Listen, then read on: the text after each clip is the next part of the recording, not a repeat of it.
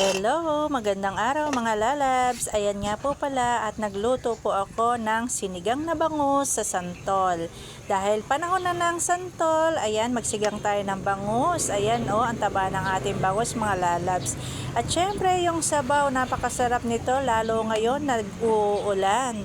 O diba masarap humigop ng mainit na sabaw. O ayan, syempre tinikman ko na yan mga lalabs para tansyado natin ang lasa. At eto na nga po pala ang aking pagkagayat. Ginaya ko na po yung santol at saka yung bangus natin. Ayan, ginayat ko na at nilagay ko na po dyan. Kinaliskasan ko na rin yung bangus at malinis na. At dahil po nilagyan ko na yan ng asin at santol, lagyan na natin ng tubig at isalang. Ayan na nga po pala, dahil kumukulo na, dahil ayan at madali lang yung kumulo, nilagyan ko na rin yan ng sili. At syempre, dahil paluto na po ito at mabilis lang maluto, nilagyan ko na rin siya ng dahon ng kangkong. Ayan, masarap po sa sinigang na santol yung kangkong. Ayan.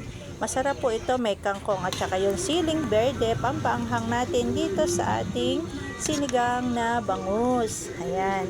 Siyempre, ilubog-lubog natin para maluto po itong ating kangkong. Mabilis lang naman po ito maluto yung dahon, kasi dahon lang naman ito. At yun, siyempre, sinama ko na yung mura na tangkay.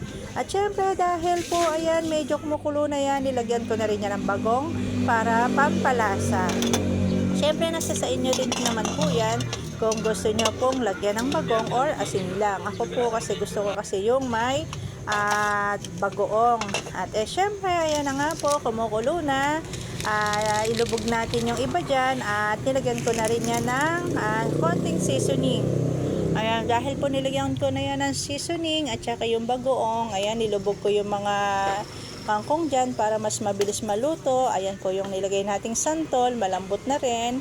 O diba napakasarap nito para pagka halimbawa yung sabaw natin kumukulo na, maasim yan ang ating sabaw. Ayan, gusto ko kasi maasim po yung sabaw, kaya po dinamihan ko yung santol.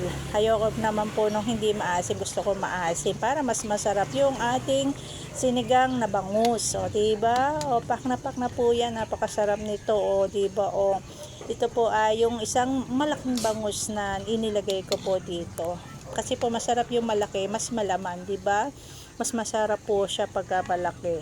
O diba, yan po ay luto na. O diba, napakasarap nito mga lalabs. Kaya sa mga gusto dyang humigop ng mainit na sabaw, try nyo na po itong sinigang na bangus sa santol dahil panahon na po ng santol. At napakasarap naman talaga itong iulam ngayong naglalalamig na. O diba, pak na pak yan mga lalabs. Kulong-kulo na yan at talagang mabilis lang yung maluto dahil po yan po ay bangus. At syempre dahil natatabangan akong konti, nilagyan ko rin siya ng konting asin dahil medyo natabangan ako, kaya dinagdagan ko siya ng asin. O ayan, luto na. Thank you so much for watching.